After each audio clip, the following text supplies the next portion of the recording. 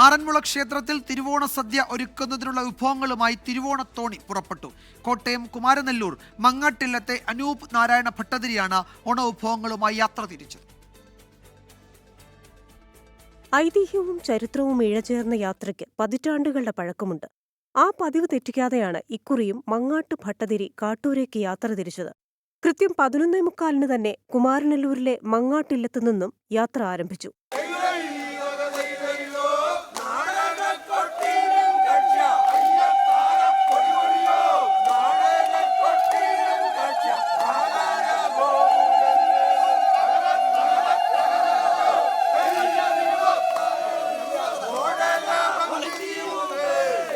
മങ്ങാട്ടില്ലത്തെ അനൂപ് നാരായണ ഭട്ടതിരിയാണ് ഇത്തവണയും കാട്ടൂരിലേക്ക് തിരിച്ചിരിക്കുന്നത്. പിന്നെ നമ്മൾ എവിടെയായിരുന്നാലും തിരുവാറന്മുളപ്പൻ എപ്പോഴും നമ്മുടെ കൂടെയുണ്ട്. ഇവിടെ നിത്യപൂജയുണ്ട്.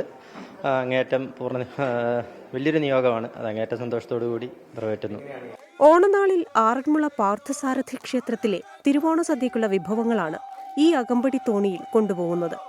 മീനച്ചിലാറ്റിലൂടെയും വേമ്പനാട്ട് കായലിലൂടെയും പമ്പയിലെത്തുന്ന തോണി തിരുവോണത്തലേന്ന് കാട്ടൂരിലെത്തും.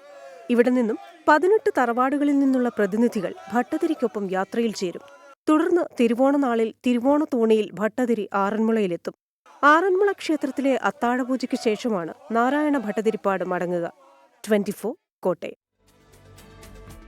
ലോകത്തെവിടെയായാലും ഏത് സമയത്തും 24 വാർത്തകളും ഓഗ്മെന്റഡ് റിയാലിറ്റി പാക്കേജുകളും എക്സ്പ്ലെയിനറുകളും വിശദമായി കാണാൻ ഞങ്ങളുടെ യൂട്യൂബ് ചാനൽ നിങ്ങൾക്ക് സബ്സ്ക്രൈബ് ചെയ്യാം.